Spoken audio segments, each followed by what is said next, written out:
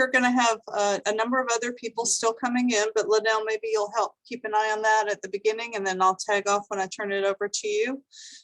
We'll go ahead and get started. I just want to kind of remind everybody of some housekeeping rules and ask you to stay muted during the presentation. And please raise your hand or use the chat feature if you want to make a comment or ask a question. We're going to try something different today, and we're going to leave the chat open so that everyone can see it. That's something we hadn't done since we had some problems with Zoom bombing at the beginning of COVID, however long ago that was. But I think we're all pretty eager to engage and able to better kind of keep an eye on that and manage that. Let's see, and I think that does it for the housekeeping. We are recording this session, and we post those recordings on YouTube afterwards. That won't include any of our video screenshots other than the speaker. It doesn't include the chat, but that way folks who weren't able to attend the presentation can see the slides and the presentation. And with that, I am going to turn it over to our president, Linnell, to introduce our speaker. Trish, would you like me to still share the slides?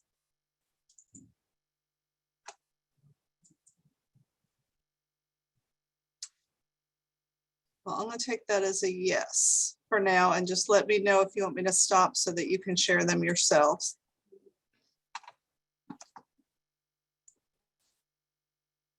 Hey, good morning, and thank you all so much for taking time out of what is still a beautiful day here in the first day of December in Jacksonville. So Trish Neely is the former Chief Compliance Officer, Senior Vice President, and Corporate Secretary for FBMC Benefits Management, a large independent insurance broker and benefits manager domiciled in Tallahassee, Florida, our nation's capital, or excuse me, our state's capital. She retired in 2017 after a 30-year career in varied management and executive leadership positions, and currently works as a part-time consultant. Trish is an alumnus of the Tallahassee Chamber of Commerce's Leadership Tallahassee Class 29, and has volunteered for programs offered through Youth Leadership Tallahassee, and has taught financial literacy to Leon County students through Junior Achievement USA. She is currently board chair and president of the Homeowners Association, and has served on the Tallahassee Symphony Orchestra Board of Directors, Junior Achievement Big Bend Board of Directors, and the Board of Tallahassee Urban League. Her passion is devoted to the League of Women Voters as an officer and board member of the State of Florida League, director of the local Tallahassee chapter, and chair of the Lobby Corp and membership committees. She's an outdoor enthusiast and lifelong environmentalist, and a cherished 2018 milestone was hiking the last 100 kilometers of the Camino de Santiago in Spain. She has traveled widely, both inside and outside the United States, and recognizes and values the diversity of different cultures and communities. Trish is an honor graduate of Clarion University of Pennsylvania, and was named to Who's Who in American Universities and Colleges, and to National Association of Professional Women's Woman of the Year. It is my pleasure to turn the Zoom camera over to our guest, Trish Neely.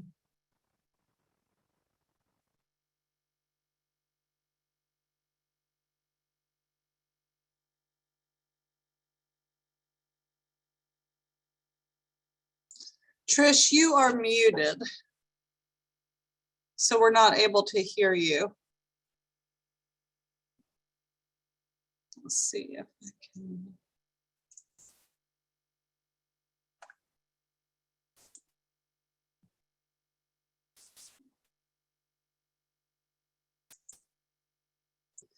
No, still can't hear you, Trish. It's indicating that you are muted.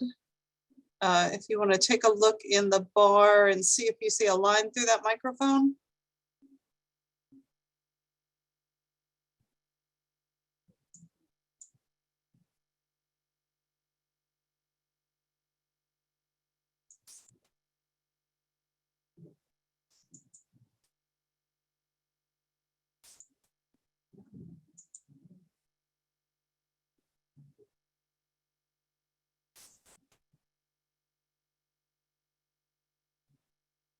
Okay, it looks like Trish may have dropped out so that she could come back in and resolve her audio issues. Linnell, do you want to maybe talk a little bit about some of the announcements now, in case it takes a few minutes to for her to get squared away? I do. We are actually hoping and planning, fingers crossed, COVID fingers crossed, to do our first event in January in person at the Southeast Regional Library. We are negotiating with our guest speaker for that day. So we hope to be able to see everyone in person. Thank you, Deb, for putting that up. Just a couple of quick things. And when Trish pops in, we'll pop off the screen. But we do have a couple of things going on. One is a committee meeting for education. They are actually working on a public forum. I apologize. Trish is texting. She says she's going to try one more time with her computer and see if she can unmute. But they're working on a public forum, which is going to provide an opportunity for the public to come out and engage on some very hot topic items in education. So that'll be on the 16th of December at noon. If anyone wants to participate in the education committee, please let Linda Mann know. And if you don't know how to reach out to Linda, reach out to us and we'll put you in touch with Linda. Also on our healthcare committee, it's kind of on pause. If you are attending the call today, or you know someone who might be interested in chairing our healthcare committee, we really ask you to reach out to Linda. We don't want to let that committee fold, but at the same time, if there's not enough energy and focus to keep it as an active committee, we definitely don't want to try to pursue something that's not important to our members right now. Here's Trish trying to come back in. Let's see if we can get her unmuted. And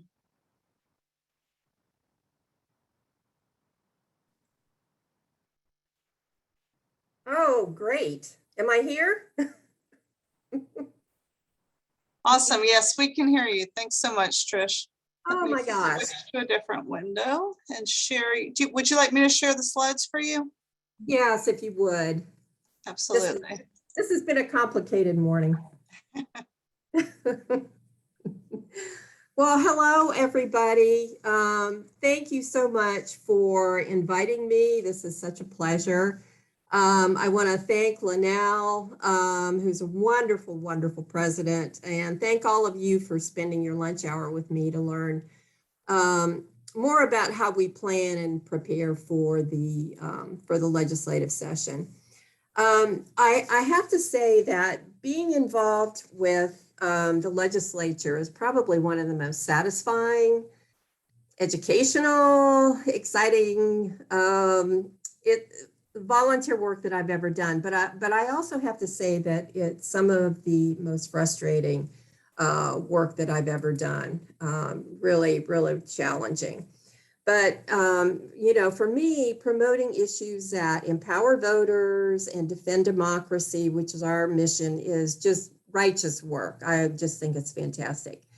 It always really keeps me energized and positive for the future, despite the fact that right now the prevailing winds have been more in our faces and what they really are at our backs. But we come from a long line of strong men and women, and we're in this battle for the long haul.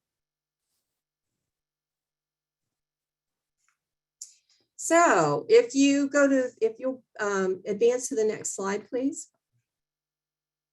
So let's talk about advocacy in the Florida legislature. And I hope to accomplish three things. First, to bring the legislative process and planning our advocacy efforts into sharper focus for you. To provide some clarity to the different roles, the responsibilities of the state board, Lobby Corp, our statewide action and issue chairs, and Capital Alliance Group, which I'm sure you've heard a lot about. And then to get you comfortable with and jazzed about statewide advocacy. If involvement in the legislative process is something that you're interested in, and I hope it is, it's really not as perplexing or mysterious as it may seem from a distance. The Florida Capitol Complex is an exciting place to be.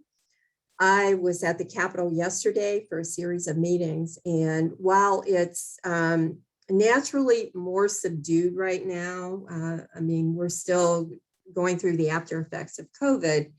There were still lobbyists around chatting and dealing with the legislators, and a few other advocacy groups and individuals were in the hall doing pretty much the same thing as what we were doing.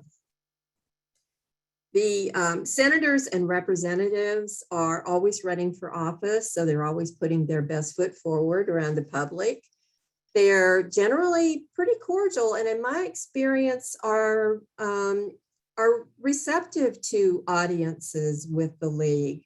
Sometimes they've only got a minute or two to spare, but you know, we have our buttons on, and we carry a lot of clout. So I think that's very important for you to know.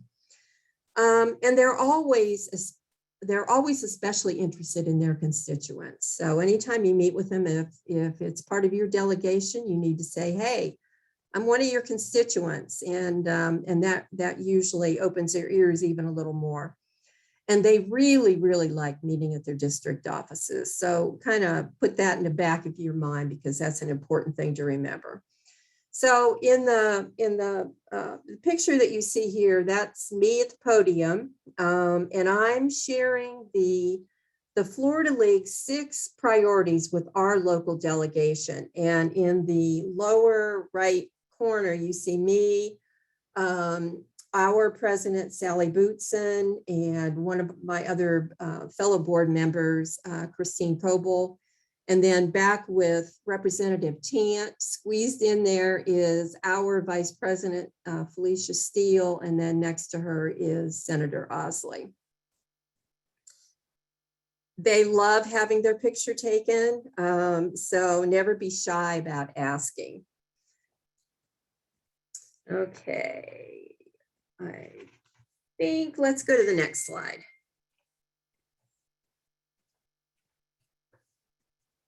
So preparations for the next session really begin as soon as the current session concludes. State League conducts a lunch and learn webinar that talks about the legislative results, whatever lessons that we learned, and opportunities for improvement.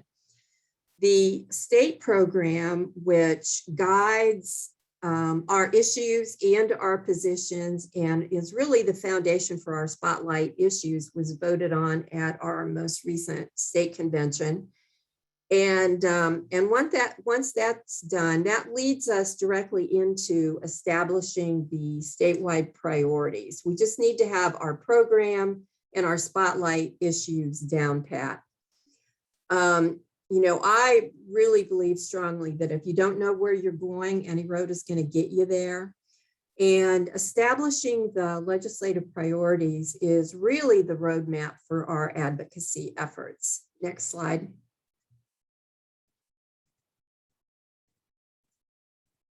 So as a reminder, I know you all know this, but sometimes, you know, it's helpful just to remember that the league operates at 3 different levels.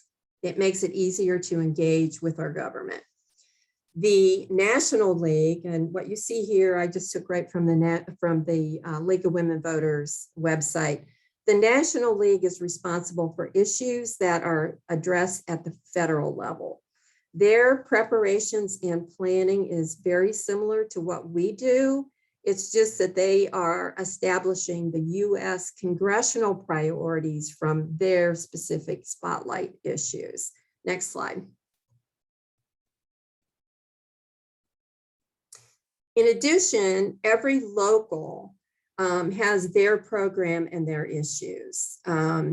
And it's up to the local board and the government committee or whatever committee that's established to deal with local government. They're responsible for the processes at the county or the municipality level. Next slide, please. So these are the Florida League spotlight issues. And I guess it's important to add that the spotlight issues, whether they're espoused at the state league, the local league, or the national league, they're not necessarily going to be identical, but they are going to be consistent because it's the national that sets the tone and the overall direction for the League of Women Voters. Okay, next slide. All right, so now let's go back to establishing the legislative priorities for the Florida League. So the state board has the annual responsibility to establish the legislative priorities, but they never do it in a vacuum. When determining our priorities, the board will seek input from our statewide grassroots membership. You probably remember this year, Cecile even set up a couple of listening posts where she had Zoom calls where from around the state you could call in and share your thoughts about the priorities. And it's the membership of our 31 locals. What they do is they will consider the challenges or the events that are having the greatest impact on their communities, and then they provide that feedback to the board. Our statewide action and issue chairs are really pivotal to this process. In fact, I think their input is some of the most important because of the subject matter expertise that's within their committees. Many of our committees are also part of broader statewide coalitions with a lot of knowledge and a lot of resources to draw upon. And of course, our professional lobbyists, the Capital Alliance Group, provides input on the potential or the actual legislative priorities. They have relationships with the top policymakers, and their knowledge and insight into the political process is invaluable to us during this very important planning. And certainly throughout the session, their input is so important. So by assessing and ranking the many inputs and variables, the board establishes the statewide priorities for the upcoming session. As you know, the state lead program includes a broad policy agenda. You saw it in all those spotlight issues. But even though there's so many different issues to choose from, we've learned that trying to take on too many priorities legislatively decreases our overall success rate. And it confuses the legislators too. They don't know what we stand for when we stand for so many different things. We know it, but they have a hard time. So last year we had 4, this year we have 6. If you go to the next slide, please. And if you don't know what they are, I've listed them here.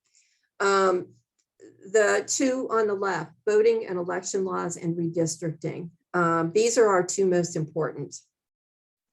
Voting is always our top priority.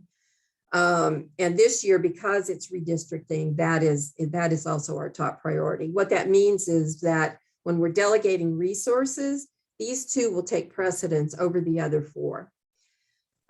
If you want more information about the 6 priorities, you can go to the League of Women Voters Florida.org website.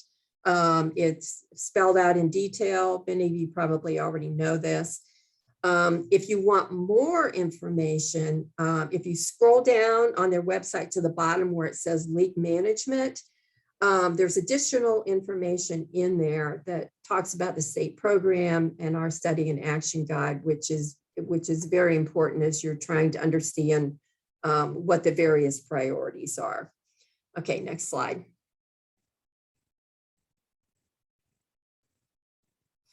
So an important step in the planning and the preparation process is to ready the Florida Lobby Corp. And I guess go to the next slide and let me just kind of explain here that National has its Lobby Corp in Washington, D.C. They advocate in Congress. Some of our US league leaders were recently arrested for marching at the US Capitol building for passage of the Voting Rights Act, which you see here. The arrow is pointing to our national president. And then on the right side, the Florida Lobby Corp advocates for the Florida legislature on behalf of the Florida League. Next slide. And I'll say that it's my understanding that every state has their own lobby corps, and probably set up in the capital of the state, same as ours is. So as the Lobby Corps chair, it's my responsibility to ready the corps. I confirm my advocate list. Right now, I've got 32 Lobby Corps regulars, and you don't have to live in Tallahassee to be in the Corps, but for any of the boots on the ground lobbying activities that we do, it really helps. It really helps to be local, because sometimes you find out things last minute. So it's really hard to, pop in from around the state. Next slide. Okay. So one of the first thing I do is to update my Lobby Corps guide.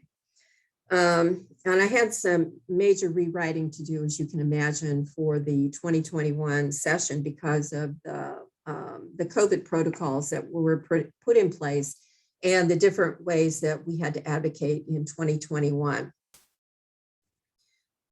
The guide is written in a Q&A format, because sometimes as a new recruit, you don't even know what questions you have. So what you see here is a sampling of some of the questions that I give answers to. Understanding the difference between advocacy and lobbying. What's it like parking downtown? That's always a major question I get. How do you prepare for committee events? And my all-time favorite, because I have to tell you, when I first started testifying, I just lived in fear that I was going to be asked a question either during the hearing or afterwards. And oh my God, did I even have a clue what I was going to say to them? So, so next slide.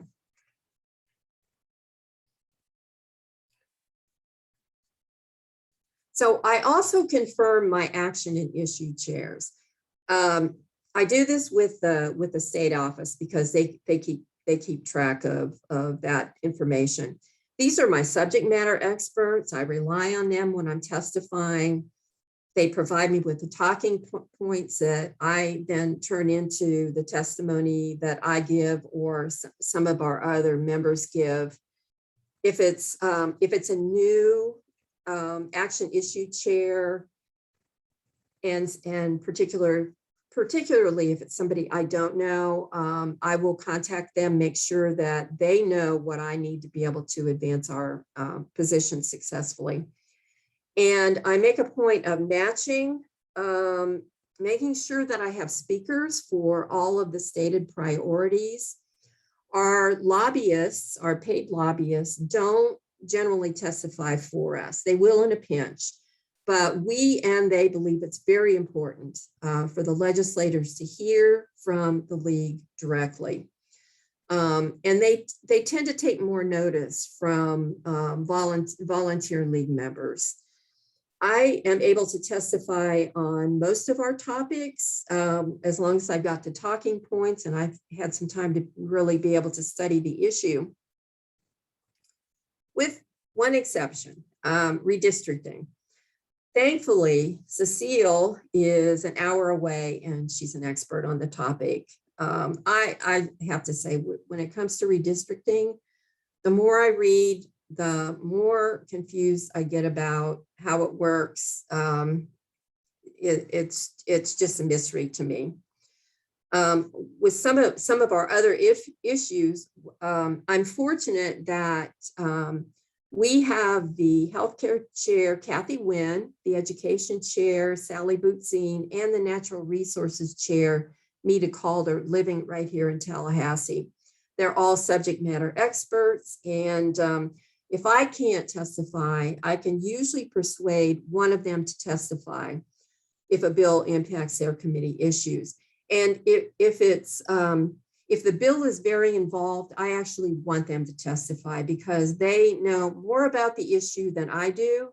And for those questions, either during the committee meeting or afterwards from the press, it's important to have somebody that really is able to do a deep dive on the subject. And it helps that we're all retired. And we set aside as much time as we can to the league, especially during the legislative session. Next slide. So after I have all the information updated and confirmed, I schedule and conduct a training. The past couple of years, it's been on Zoom for obvious reasons. We do a deep dive into the priorities.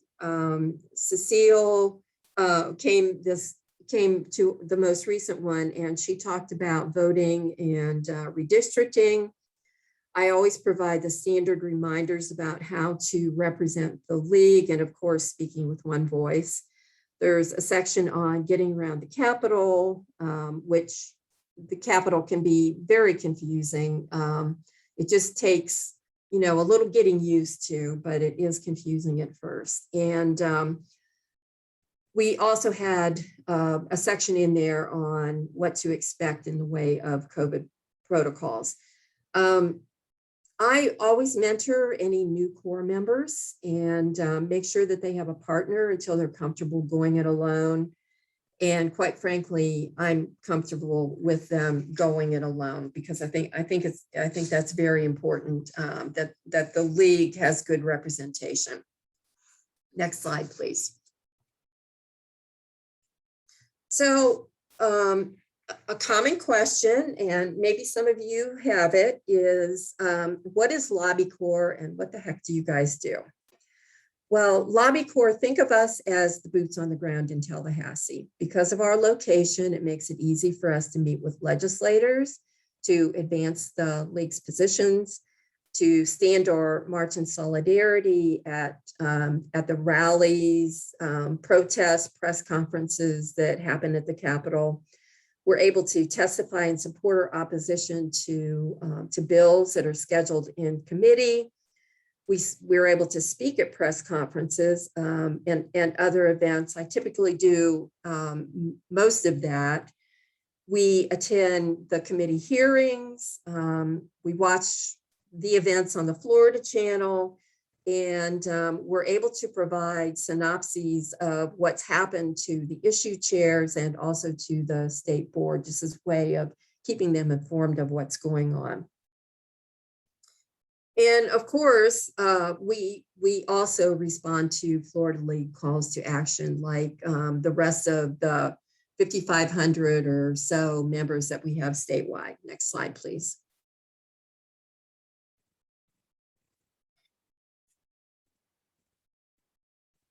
So everything we've talked about so far has gotten us ready for the upcoming interim committee weeks. And it's probably hard to see, but I just kind of cut and pasted the schedule of what's happening in session this particular year. Establishing the priorities gave us a roadmap.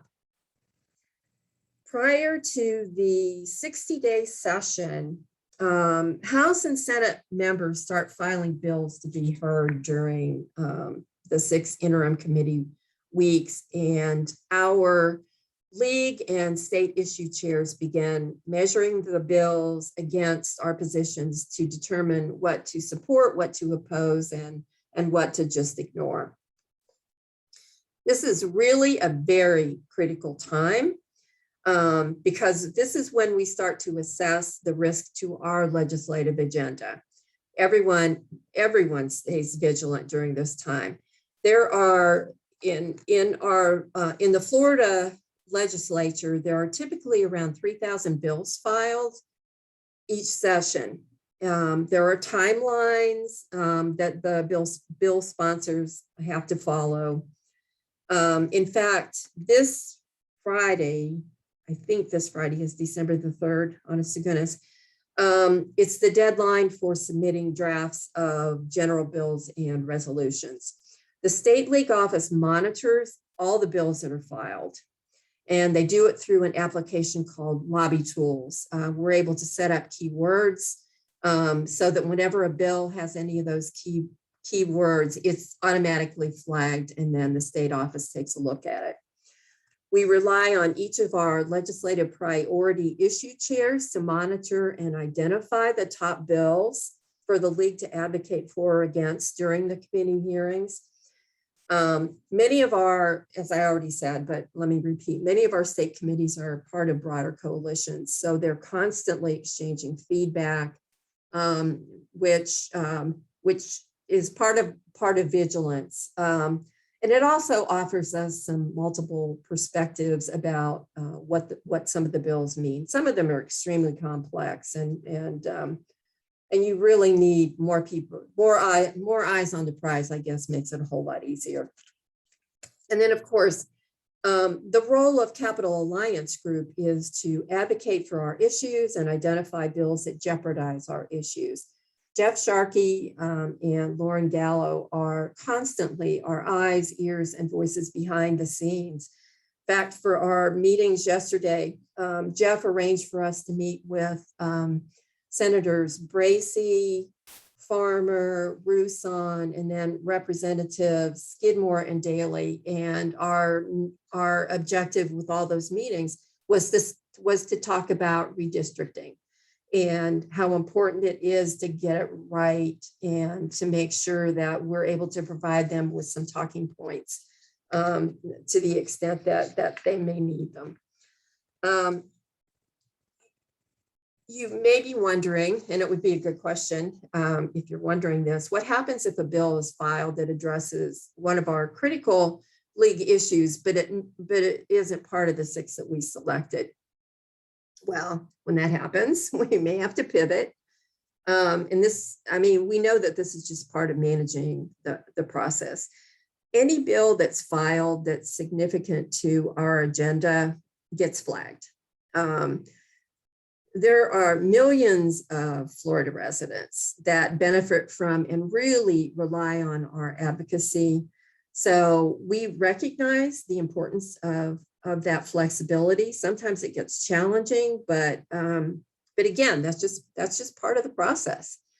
Next slide, please.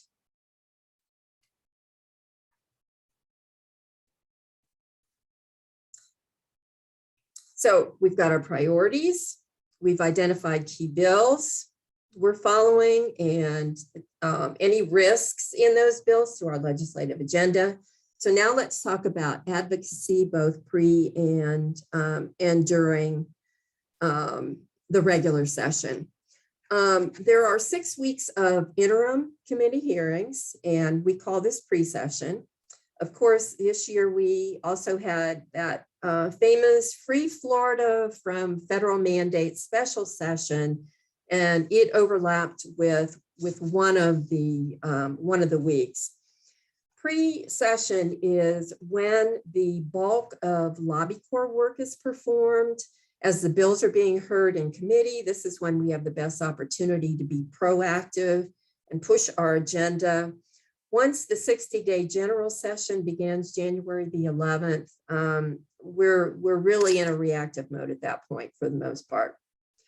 During pre-session, the state staff monitors the legislative calendars and notes when the bills of interest are scheduled. And let me just back up for a second because you may not know this, but when a bill is filed, the House Speaker or the Senate President decide the applicable committees that it gets assigned to. In order for that bill to go anywhere, it's got to be calendared. It's got to be heard. So the House and Senate calendars are usually posted by Thursday for the upcoming week. And Cecile Schoon, our president, leads our Friday strategy call that includes any issue chair that has a bill up. Blake Summerlin from the state office, who monitors the calendars and also manages our lobby tool application. It includes Jeff Sharkey, and of course, it includes me as the Lobby Corp chair. We review the calendar. We determine what type of action is needed on any of the bills that are up, and then we make assignments. Once those assignments are made, it's usually my responsibility to make sure that whatever the assignment is, that we have coverage for it. As example, maybe we're testifying against or for one of the bills. Maybe the assignment is to meet with a few legislators to discuss our position. Maybe there's a press conference and somebody needs to attend that and speak at that.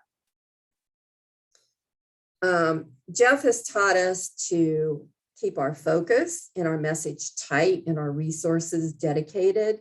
And I say that because I think it's important for you to know that we don't act on every proposed bill that falls within our 6 priorities and our corresponding positions.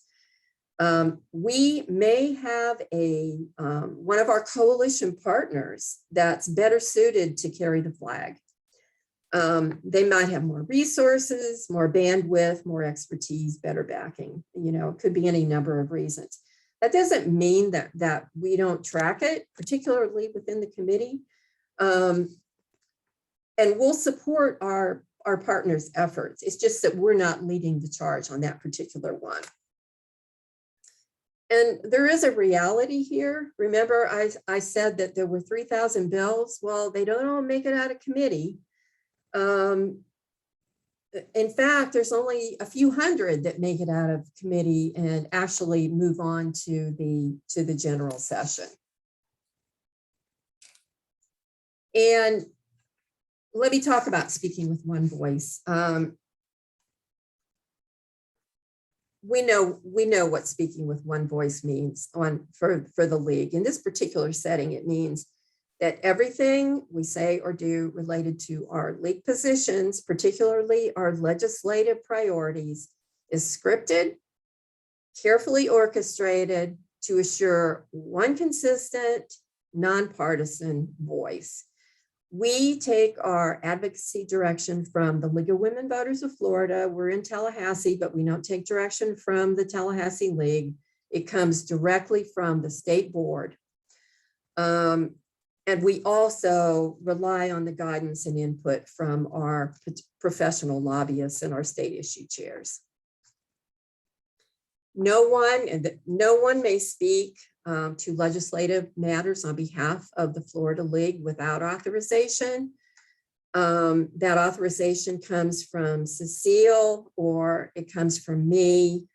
And I certainly don't do anything without Cecile's knowledge and approval.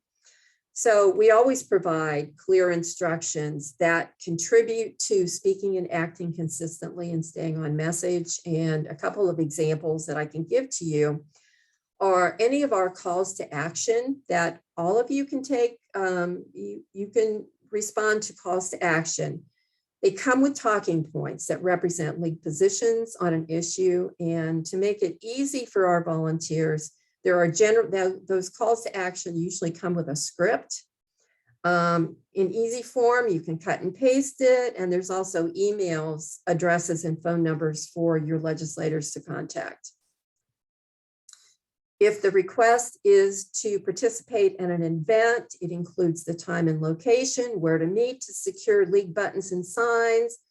And of course, the request is going to include the league position and who to refer the media to for more questions or more information. And as I already said, testifying and meeting with legislators comes from talking points straight from the issue chairs. Once the regular session begins, we still have the opportunity to meet with legislators and attend press conferences and make our voices heard. Lobby Days is an excellent venue. I hope many of you will take advantage of Lobby Days this year. I don't think we have a set date yet, but it will be sometime in January. Although legislators' time is usually at a very limited during this time, it's really a good time to take advantage of, if nothing else, just introducing yourselves to them, even if you're not able to spend a whole lot of time with them and do any lobbying. Year-round advocacy at the local level makes a huge difference during session, pre-session. I mean, everything we do. I really can't emphasize enough the importance of what happens in the local leagues. Next slide, please. So really, when I think of advocacy, I think about it as a year-round activity.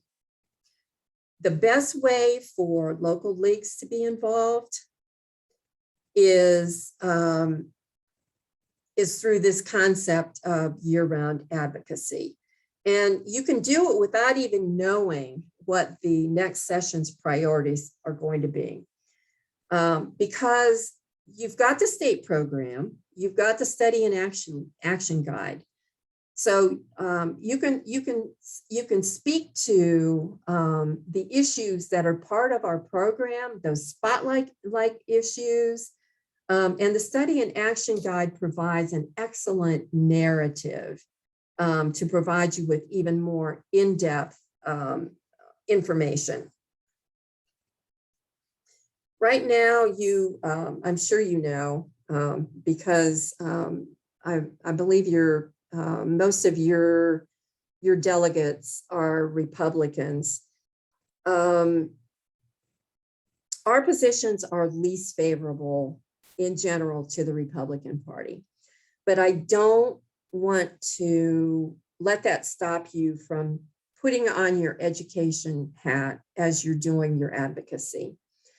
Let your objective be education. You want to listen and find as much common ground as you possibly can. Come up with some creative outreach opportunities to engage with your district senators and representatives, and definitely don't exclude their staff. Sometimes your way in is through that staff. So get to know them, take advantage of them. They're very knowledgeable of their senators or their representatives' positions, and they can be your lifeline. Take advantage of calls to action and use that as an outreach opportunity. A legislator that doesn't pay attention to his or her voters is not going to stay in office for long, so they will listen to you. Again, speak to staff, explain the action we're hoping for from their senator and representative, and listen intently, whether you're speaking to staff or whether you're speaking to the legislator, him or herself. To their response. What are their objections to our issues, or do they support our issues? And I guess it's important to don't assume that just because it's a Republican that they will be opposed, or if they're a Democrat that they will be supportive. Find out in advance what kind of bills they've filed. I mean, you can do that by just going to the Senate or the Senate or the House websites, pull up a legislator, and you can get a whole lot of history off of there. Look at their voting record. Again, your goal here is to educate, listen, and find common ground. Next slide. And don't forget to speak with one voice. When I prepared this letter, and I know you can't see it, but I'm just using it as kind of a prop here. When I prepared this letter to my delegation in advance of actually going and speaking them to directly, I wanted to share with them our 6 priorities. And I just took this. I went to the State League website and I just did a cut and paste, because this language has been approved by the state board. So why not use it? It's all part of being consistent. Okay, next slide. I should probably do a time check here. How much time have I got left? I think we've got probably, it'd be great if we could do about 5 more minutes for presentation to leave some time for questions. Okay, I'll go through this pretty quick. Okay, next slide. Okay, so becoming law in Florida. And you've probably all heard the old Schoolhouse Rock, you know, I'm just a bill on Capitol Hill, and now it's been updated to I'm just a bill for 2021. So I'll go through this pretty quickly. A bill has to be drafted. There's been some talk about, can the league draft its own bills? Well, certainly we can. But we don't do that once session is started. That happens long before. So if that's something that you're thinking about, just keep in mind that we can do it, but it needs a lot of advanced work. So bills must be drafted, then they've got to be filed. There are process deadlines, and that's all laid out by the speaker and the president. Generally, you need a companion bill, and how a bill proceeds or not is really based on how it moves through a committee. It's the Senate, the president, and the speaker who establish the committees. And I will say that what happens a lot is that when they're deciding those applicable committees, the number of committees selected is based on the subject matter, the urgency, or the like or dislike of a bill sponsor and their particular agenda. So if it's going through a lot of committees, that's going to slow it down. The fewer committees it goes through, the faster it's going to go through. How it proceeds, there's debate, there's amendment, and it's got to be voted up through every committee that it goes through in order to advance to the next one. Now, a bill can be stopped in committee. A committee chair can stop it from being heard. A House Speaker or a Senate President can also do the same. But a House Speaker and a President can also overrule a committee chair and have it heard in committee. There's a lot of politics that goes on. So it's really pretty fascinating to watch how all of this happens in committee. And whether it becomes a law or not is dependent upon how it gets through the committee and moves on to the general session. If it's passed in the general session, then the governor signs or allows it to become law without a signature. And the governor can veto can veto any bill.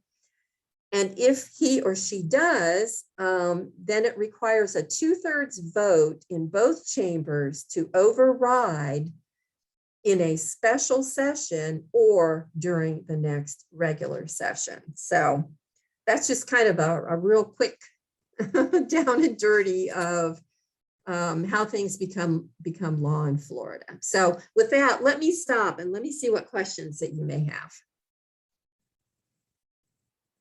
Thank you, Trish. y'all can unmute them yourselves and ask questions, or, raise your hand, put it in the chat. Go ahead and stop sharing for a minute so I can see everybody.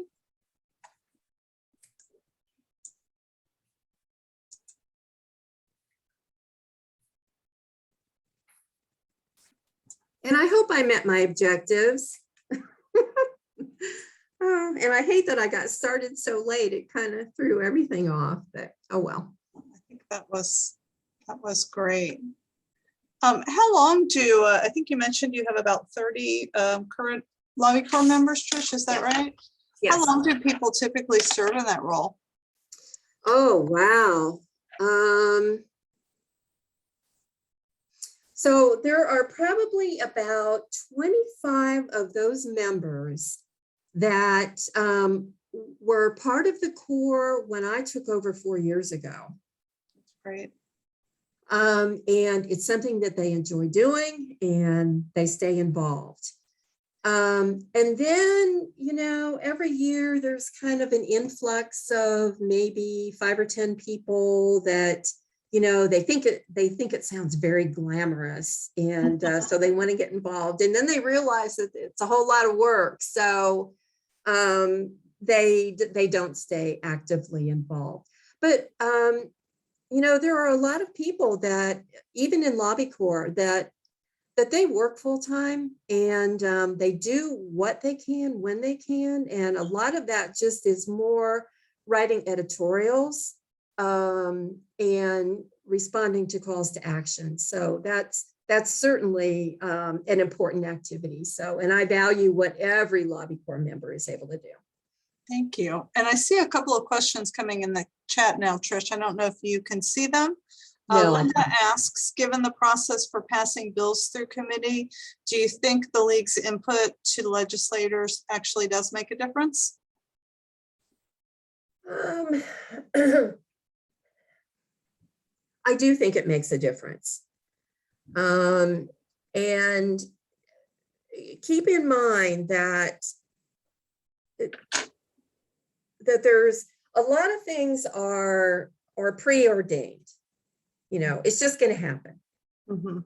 But having our voice out there, speaking in committee, will sometimes make it less egregious, even if we're not able to completely pull it, or maybe it's a bill that we really like and we're able to add input that makes it an even better bill.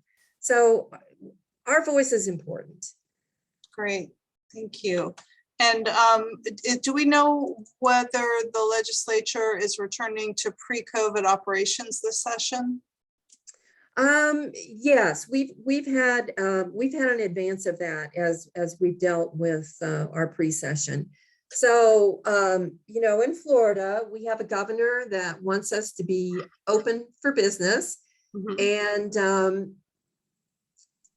most of the committee rooms still have the seats, only one third of what used to be able to sit in any of the committee rooms is now able to sit, because they do keep that distance apart. Some of the legislators themselves require people to wear masks, and that's something that the Speaker and the Senate President both permit. But for the most part, when I, just walking through yesterday and the committee meetings that I've attended, it's kind of half and half. If you want to wear a mask, wear a mask. If you don't want to wear a mask, that's okay too. So, but I will say it's cut down on the number of people that I see that are in the hallways. So it's not quite the same buzz as what it's been in years past. Thank you. I see Susan has her hand raised if she wants to ask her question verbally. Hi, Susan. Susan, hey. So Susan is a Lobby Corp member. Remember when I said you don't have to be in Tallahassee to be a Lobby Corp member? And Susan actually comes and testifies. So Go ahead, Susan. Well, that's kind of what my question is. And I think you've told me these rules before, but I just want to double check. Like when I come, if I want to make the 3-hour trip and it's not an approved message from the League of Women Voters, of course, I'm not, authorized to speak for the league. So I can wear my league badge within the Capitol, but if I actually get up to speak, I have to take my badge off. Is that how it works? Is my memory serving me right? Yes. So, yes, and the league is wonderful because we're nonpartisan, but we want our members to be political, and we want you to come and speak to your legislators on your own behalf, if not on behalf of the league. So yes, that's correct. If you're Do you coming, think that makes a difference for us to speak just as individuals? I know it'd be more powerful when the Lobby Corp, speaks for the league, but what if we just are speaking for ourselves? Is it worth the 3-hour drive? yes, and let me say that that last year, well, let me back up. I have 4 grandchildren. They're all Bright Futures recipients. Well, there was a bill up in 2021 that was going to impact Bright Futures. So I got one of the, and the league was opposed to it. I got one of the other Lobby Corp members to speak on behalf of the league. I took off my buttons and I spoke on behalf of my family and my 4 grandchildren. Yes, I do think it makes a difference. And, I know it's a 3-hour drive, but let me just say, if you feel passionate about something, come, testify, make your voice heard. It's important. Great, thank you. Thank you. And I think we've got one more question. And lots of comments that it was a great presentation. What's the strategy when part of a bill is good and part of it is not so good? Oh gosh, that's tough. Sometimes we'll be neutral on that particular bill. In fact, often we'll be neutral there, because unless we can sway the sponsor to change some of the language, we can't either support or oppose it. So neutrality is the only position that we can take. Thank you. Well, Trish, we've really enjoyed having you with us today and really appreciate your time. I'm going to turn it back over to Linnell now, I think, who wanted to make a few comments before we wrap up. Hey, yeah, Trish, thank you so much. We could actually do an all-day long event with you, and we would still not learn all the things that you have to share with us. So thank you for joining us from Tallahassee, and thank you for the work that you do within your own chapter there, as well as representing the league at a state level in our nation, in our state's capital. I appreciate that you do that, and I appreciate you sharing everything that you shared with us today. So thank you so much. You're welcome. Okay, I'm going to get into a couple of announcements. Trish, you're welcome to stay or go ahead and leave the call. I'll leave that up to you. I will say for anyone who is interested in joining the Lobby Corp, if you reach out to us, we'd be more than happy to put you in touch with Trish in Tallahassee so you can engage at that level. Always more volunteers needed for that. As I did state at the beginning, while we were waiting for Trish to join us, our Education Committee meeting is December 16th at noon. If you're interested in that, please contact us or Linda Mann directly. They are working on a public forum where we'll be able to talk about some things going on in education. The Healthcare Committee, we are on pause. If you're interested in chairing or co-chairing the Healthcare Committee, please reach out to us or to Linda so we can continue to work of that committee. But again, if there's no one who is willing or able to chair that, we are not going to be able to keep that as an active committee. You can go to Club Express and look at the committees that we do have available if you're interested in joining one. Please know that if you're interested in holding a committee chair position in the future or board membership, this is a great way to learn how the league functions and how we operate. So we hope you'll check out those. I will say that on the next one, Deb, Amy is still looking for assistance with the newsletter. As the newsletter has now moved into Club Express, we're all learning how to contribute to the newsletter a little differently. but we are looking for someone to help us edit and develop content for that. So that is Amy's information that you see there on the screen. If you're interested in that, have an editing background, or you're a creative human being, which I am not, please reach out to Amy so that we can take advantage of your time and of your talent. And then just briefly, next slide, voter status and vote by mail. Please, at least once a month, go check your voter status at the supervisor of elections, whether it's ours here in Duval or yours in one of the other counties. You always want to make sure that you understand what your voter status is. And then also here in Duval County, we do have a special election going on to fill the seat vacated by Tommy Hazuri's death. That is at-large group 3. There we go. And the election will actually take place December 7th. Most of us know that as Pearl Harbor Day. Please know this is a unitary election, which means that all registered voters in the county are eligible to vote in this election, regardless of your party affiliation, as long as you are registered to vote before November 8th. Next slide. Early voting continues for this election. It is taking place. It started November 27th and it goes until December 5th. Those hours are from 10 to 6. And that leads us into our next ask. Next slide. We are asking for volunteers to come out and help us canvass 2 of the early voting sites that were closed by Mike Hogan. You don't need to be a resident of Duval County to participate in this, but we are asking for volunteers to come out and help us encounter people who are showing up at 2 of the closed sites to make sure that they're where it is closed and where they can go to cast their vote. And to ask them how they're impacted by the closure of these sites. If you would, next slide. On the first screen, you're going to see this is the Gateway Town Center, which is kind of to the north of town there. We're looking for volunteers to come out on Saturday and Sunday this weekend between 11 and 2 Saturday and 2 and 5 on, 11 and 2 on Saturday and Sunday, and then 2 to 5 in the afternoon. And if you look, there's a mobilized link at the top of this, Mobilize Us, ACLU Florida event 429310. I don't know if Deb's about to grab that and put that in the chat, or she's just highlighting it, but there you go. Thank you so much, Deb. I appreciate your technical prowess. But so that is for the Gateway Town Center. And then if you would go to the next slide, the other one is the University Park Library. The reason why that we're doing canvassing at these particular sites is these are 2 of the higher voter turnout sites for previous early voting. And we found it unique that Mr. Hogan chose to close them during what's expected to be a low voter turnout special election at any rate. These are a lot of seniors, a lot of African-Americans, and there are low-income folks who live in these communities who use these 2 voting sites. They are subject to using public transportation or not being able to redirect and go to other voting sites if they show up to vote early and find out that these sites are closed.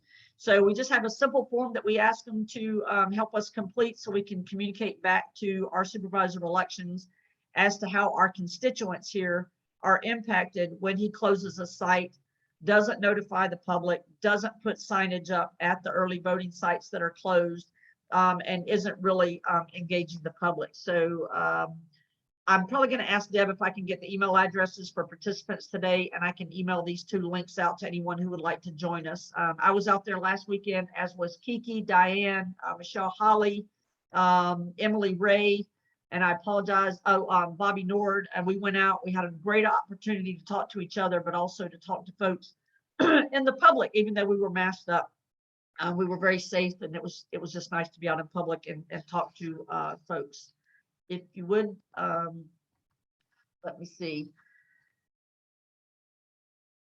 We are hoping to do a in-person event in January for our speaker series. We're looking to do it at the Southeast Regional Library the first Wednesday of January. Please keep an eye on your email for when we announce that. We may not be able to pack that room out of safety. And all this is also going to be dependent upon what's going on with this new variant. You are probably the most important thing to us, our members. So we want to make sure that we're always mindful of your health and of your safety. Also, we have redistricting that's going on. I believe all the maps have been drawn. So right now we're waiting to hear from our different county representatives and commissioners as to the public engagement they're going to do. So I would ask you as league members, if you can't attend in person, please listen in. If there's a virtual link, contribute whatever concerns you have, and then make sure that you also communicate that back to us. at the league level, so we can communicate that back up to state. In Duval County, there's going to be an event held on the 16th of December at 5:30 p.m. at the DuPont Center, where they're going to have a panel of experts who are going to talk about redistricting and how we're impacted locally. And having said that, I think I've run out of announcements other than to say, we have a lot of stuff that's about to be going on here at the county level, redistricting, as well as state level with legislative session going on. You know, I know that you still have things going on with your family, your grandkids, with work, and we have health concerns. But I will say this, I realize that no one can do everything, but I'm asking everyone to do something, whether it's the league level or within your political party or within your community, your neighborhood or something. I'm asking that you take an active role as a engaged citizen and as a resident of the county, so that we can make sure that we keep engaged and we engage the league whenever we can. So having said that, I will give you the rest of your afternoon back. Deb, thank you so much again for keeping us online and keeping it all squared away.